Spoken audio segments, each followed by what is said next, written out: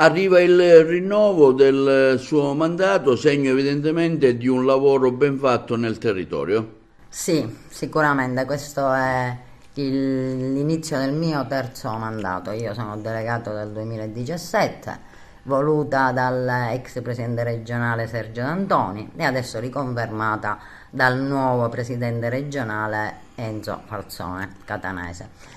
E sicuramente non era scontata questa riconferma, anche perché quando andiamo a guardare rispetto ai vecchi delegati provinciali, che poi in Sicilia sono 9, perché ce n'è uno in ogni provincia, ne sono stati riconfermati solo 6. Per cui, voglio dire, era, sì, me l'aspettavo, però voglio dire, avevo ecco un po' di ansia. Comunque è arrivata la conferma, io sono molto contenta di poter continuare a impegnare le mie energie per lo sport agrigentino come ho sempre fatto, perché io sono sempre vissuta nel mondo dello sport e ci sono cresciuta e ho coordinato lo sport scolastico per circa 34 anni e poi ho iniziato a dedicarmi, diciamo, all'attività sportiva in generale, quella provinciale, e dedicando il mio tempo diciamo, per quello che impone lo statuto e il regolamento del CONI, che i delegati provinciali affida soprattutto la diffusione degli ideali olimpici sul territorio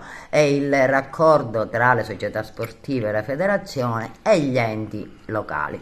Spero, ecco, in questi 4 anni di poter continuare ad operare e trovare terreno anche fertile, perché non è facile nel nostro territorio e magari no per colpa, diciamo, dei sindaci e delle amministrazioni comunali. Non so ora con la provincia che tipo di rapporti potremo instaurare con queste neonate diciamo, amministrazioni provinciali, però cercheremo di fare del nostro meglio. Sicuramente gli impegni sono tanti e ecco, il prossimo impegno importante sarà la celebrazione della giornata nazionale dello sport, che quest'anno in via eccezionale sarà celebrata nei giorni 14 e 15 giugno, perché è accoppiata al Giubileo dello Sportivo che si celebrerà a Roma, per cui io penso di poter organizzare analoga manifestazione anche nella nostra provincia, andando nei comuni i cui sindaci si dichiarano disponibili a collaborare col CONI, perché ricordo che la giornata nazionale è istituita con un decreto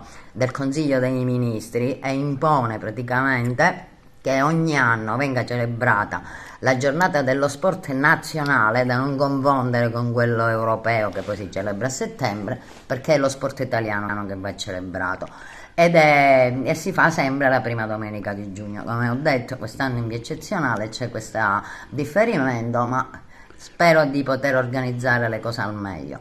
E sicuramente ci sarà la chiusura delle attività dei centri CONI, l'avvio delle attività degli educamp per le società che lo hanno richiesto, e un'altra cosa importantissima è che noi ci stiamo avviando all'anno olimpico, perché l'Italia ospiterà nel 2026, esattamente il 6 febbraio saranno inaugurate, le Olimpiadi invernali, quelle di Milano Cortina. Un evento importantissimo che sicuramente mi coinvolgerà, come coinvolgerà tutto lo Tutto, sport certo. agrigentino, è il passaggio della fiaccola olimpica ad Agrigento esattamente il 16 di dicembre. Per cui lì saremo impegnati in Impegnati, prima certo. persona nella organizzazione. Poi penso che l'ultima volta è passata nel 2006, quando ci sono state le Olimpiadi di Torino, quindi dopo 20 anni sarà un altro evento. Spero venga appoggiato diciamo anche dalla Fondazione Città della Cultura, perché dico, non è una cosa frequente. Oltretutto un evento olimpico è difficile per la nazione averlo, e avere un pezzettino dell'evento olimpico anche nella nostra città sicuramente è un fatto bellissimo.